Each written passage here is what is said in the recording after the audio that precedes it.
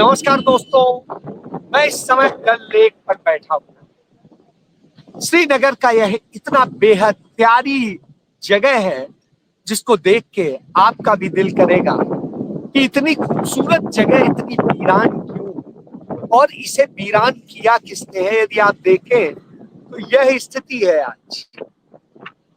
इस हालत में यदि डल लेक है तो दर्द होता है। मैं जब आपसे बात कर रहा हूं तो इस बात करने के पीछे वजह सिर्फ इतनी है कि आज वह कश्मीर और कश्मीरियत पूछ रही है कि हमने तो मोहब्बत का पैगाम दिया था, कश्मीरी मोहब्बत चाहता है, आपने उसे नफरत में धकेल दिया। आखिर जब पहलगाम की घटना हुए 10 दिन हो गए, प्रधानमंत्री कहां है? जो बड़ी बड़ी बात कर रहे थे वो क्यों नहीं आज बता रहे हैं कि हमने क्या किया, क्या कड़ा फैसला लिया, क्या सबक सिखाया। पाकिस्तान कहां है? और पाकिस्तान का मंत्री बिलावल भुट्टो बार बार कह रहा है कि हाँ, आतंकियों को हम देते हैं आश्रय। और जब वो यह कहता है, इसके बाद हमारे प्रधानमंत्री क्या मीटिंग खेलते हैं, चुनाव खेलते हैं, रैलियां खेलते हैं। यही तो कर रहे हैं। और कर क्या रहे हैं आप देख लीजिए। ओटीटी प्लेटफॉर्म पर बैठ करके तमाम सारी चीजें बनाने वालों के उसमें मुंबई में शामिल होने चले जाते हैं, दिल्ली में तमाम कार्यक्रमों में शामिल हो जाते हैं, वो केरल पहुंच जाते हैं और वहां से राजनीति साधते हैं और बताते हैं जिनको संदेश देना था दे दिया। संदेश क्या देना था? संदेश देना था आतंकियों को। आपने हमला किया कश्मीरियों पे जो मोहब्बत का पैगाम दे रहे थे। आपके पास आज तक एक भी एविडेंस नहीं है कि कश्मीरी उसमें शामिल। जब आपको यह नहीं पता चला कौन घुस आया, क्या किया, उसके बाद आप यह कहते हैं। गजब की स्थिति। एक्शन लीजिए, यह देश एक्शन आपसे चाहिए। यह देश आपसे नफरत नहीं चाहती, यह आपको प्यार करता है। यह देश हम सबको प्यारा है और उतना ही कश्मीरियों को भी प्यारा है। यदि नहीं प्यारा होता तो 1947 में जब यहाँ के राजा हरि सिंह ने पाकिस्तान के साथ समझौता कर लिया था, तब इन्हीं कश्मीरियों ने, इन्हीं मुस्लिम कश्मीरियों ने हिंदुस्तान के साथ आने का फैसला किया और ये खड़े हुए थे हिंदुस्तान के साथ। तभी हम भगा पाए थे पाकिस्तानियों, पाकिस्तानी सेना। लेकिन आज क्या हो, नफरत की आग जलाई जा रही है। आप राजनीति से आप रहे हैं, केरल में जाके कुछ समझा रहे हैं, अमरावती में जाकर के अपनी सत्ता की बैसाखी को मजबूत करने के लिए कहते हैं कि हाँ, आंध्र प्रदेश को हम ये सौगात दे रहे हैं, 58,000 करोड़ की सौगात। तो देश में कश्मीर जो इतना खूबसूरत है, इस श्रीनगर, इसको क्या सौगात दे रहे हैं साहब? आप क्या सौगात दे? जब मैं आपसे यह बात कर रहा हूं, निश्चित रूप से महसूस कर रहा हूं ये ठंडी हवाएं और जिस तरह से स्थितियां, निश्चित रूप से ये लगता है यह ठंड इस देश में होनी चाहिए, मोहब्बत की भाषा होनी चाहिए। हमारे लिए नेशनल इंटरेस्ट यानी राष्ट्र सबसे बड़ा है, उसकी मोहब्बत सबसे बड़ी है, देश सबसे बड़ा है। तो देश की मोहब्बत को जोड़ने का काम कीजिए। यही तो राहुल गांधी संदेश देते हैं कि नफरत छोड़ो, मोहब्बत से जोड़ो। और जब मोहब्बत से जोड़ने की बात होती है तब आप क्या कर रहे हैं? नफरत फैला रहे हैं। आप जाके केरल में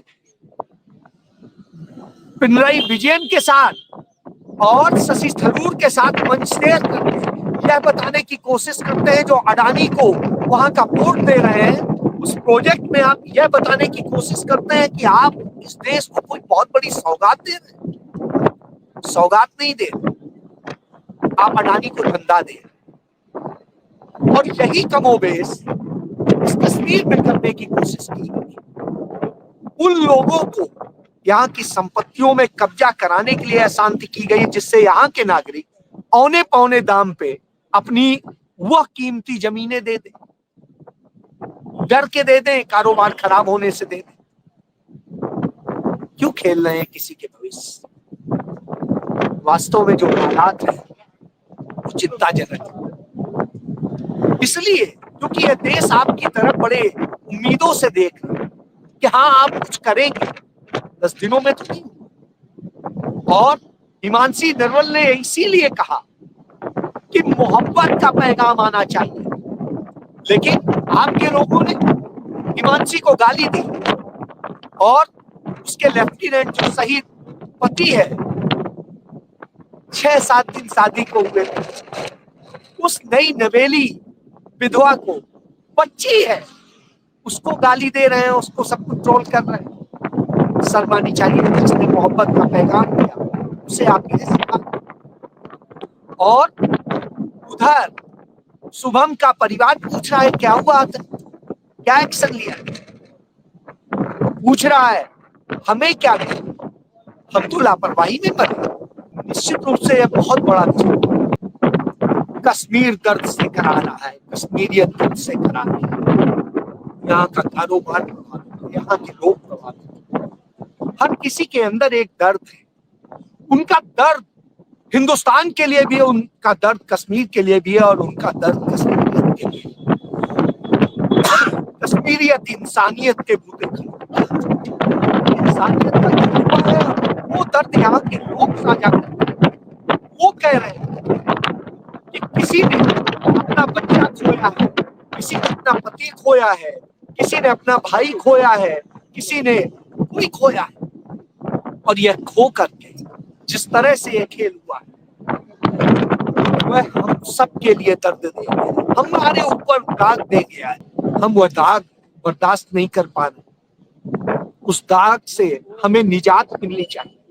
इसके लिए हम चाहते हैं, इसके लिए सरकार कार्रवाई करे इन पाकिस्तानियों पे, उन आतंकियों पे करे। आतंक का कोई साथ नहीं देना चाहिए, लेकिन करेगा। नेता प्रतिपक्ष राहुल गांधी इसको लेकर के पूर्ण सहमति दे चुके हैं। पूरा विपक्ष एक साथ खड़ा है, आपको साथ दे रहा है, पूरा कश्मीर आपके साथ खड़ा है, लेकिन आप ही नहीं है। आप चुनाव प्रचार में व्यस्त होंगे, आप दूसरी चीजों में व्यस्त होंगे, और आप कहेंगे बीच में सऊदी की यात्रा छोड़ के आ गए, आकर के आपने किया क्या? इस देश को जिस समय यह हो रहा था आप सिर्फ भाषण दे रहे थे, भाषणों से काम नहीं चले। आप विपक्ष के खिलाफ, नेता प्रतिपक्ष के खिलाफ, उनके परिवार के खिलाफ साजिशें रच रहे हैं। ईडी के मामले में जिस कोर्ट ने कहा था कि हम एक पक्ष के आधार पर नोटिस नहीं कर सकते, हम दोनों पक्ष को सुन के ही करेंगे, और उस मामले में अचानक एकदम से पलटी लेता है और कहता है नहीं हम नोटिस कर सकते हैं। अब आप सोचिए ये अचानक बदलाव कैसे हो रहा है, किस तरीके, क्या कानून व्यवस्था, सारी चीजें कैप्चर हो चुकी। जो कहा जाता है कि इंडियन स्टेट ने किस तरीके से कब्जा कर लिया है, और वो असल में इंडियन स्टेट नहीं है, वो आरएसएस है। तो आज वो दिखाई दे रहा है, और वो चीज हर जगह दिख रही है, हर कोई उस पर बात कर रहा है, खुल के कर। मैंने कश्मीरियों से बात की, उन्होंने भी दर्द साझा किया। वो चाहते हैं कि बोला जाए इस पर, वो डरते नहीं है, वो सच के साथ खड़े हो रहे हैं, लेकिन आप उस सच को सामने नहीं आने देना चाहिए, रोकते हैं। जब कोई सच बोलता है उस पे एफआईआर दर्ज करेंगे, उस पे और करेंगे, चैनल बंद कर देंगे और चीजें करिए, लेकिन कोई डर नहीं रहा, और कोई सच जानना चाहता है, उस पर बोल भी रहा है। मेरा सिर्फ इतना ही है कि कश्मीर को सचमुच न्याय देना है, हिंदुस्तान को न्याय देना है, तो एक्शन लीजिए। पाकिस्तान के कई मंत्री, उनके चाहे रक्षा मंत्री हो, चाहे दूसरे और मंत्री हो, बिलावल भुट्टो हो, ये सारे जिस तरह से भारत के बारे में कह चुके हैं, उनकी एक सांसद ने जिस तरीके से भारत के बारे में कहा, उसके बाद भी आप एक्शन लेने के लिए डर रहे हैं, उसके बाद भी आपको सबूत चाहिए। तुरंत एक्शन होना चाहिए और दिखाई देना चाहिए, महसूस होना चाहिए लेकिन नहीं, आप तो आम कश्मीरी को खत्म करना चाहते हैं, आप आम आदमी को खत्म करना चाहते हैं, क्योंकि आपको कारपोरेट की दुनिया स्थापित करनी है। कारपोरेट के हाथ में सब कुछ देना है, चाहे वो कश्मीर हो या भारत का कोई और हिस्सा, चाहे केरल हो या चाहे अमरावती हो आंध्र प्रदेश, और या उस पे आपका धंधा झारखंड में हो या उत्तर प्रदेश में। तो हर जगह जब यह आपका धंधा दिखता है तब जनता में सवाल आता है, तब आता है कि आखिर ये सरकार हमारे लिए है या सिर्फ अडानी अंबानी के। निश्चित रूप से यह विषय हर किसी के जहन में, और जब यह होता है तो निश्चित रूप से तकलीफ होती है। जिस तरीके से ये लहरें बता रही है कि वो चाहती है प्रकृति ऐसे ही खेल, नेचर में सारी चीजें होनी चाहिए, तो आप नेचर के रूप को बदलना चाहिए, आप उसे नहीं चाहते। इसलिए आपको गांधी परिवार से भी नफरत है, इसलिए आपको इस देश के आम व्यक्ति से भी नफरत है, इसलिए आपको नफरत है उन सारी चीजों से जो इस देश को बनाती हैं, जोड़ती हैं, मोहब्बत का पैगाम देती हैं और जो इस देश को एक करके रखती है। पंडित जवाहरलाल नेहरू ने हो, सरदार पटेल ने हो, 560-65 रियासतें जोड़ करके यह हिंदुस्तान बनाया था। आपने उन्हें तोड़ने का काम किया और ये लगातार टूट रहा है। मणिपुर में टूटा, कश्मीर में यही है। सवाल तो कश्मीर करेगा, कश्मीरियत करेगी और हम सब करेंगे, क्योंकि जो हो रहा है वो बहुत, उसका जवाब आपको और वो जवाब आपके पास नहीं है। जातिगत जनगणना खेलेंगे, कुछ और खेलेंगे, खेल लीजिए,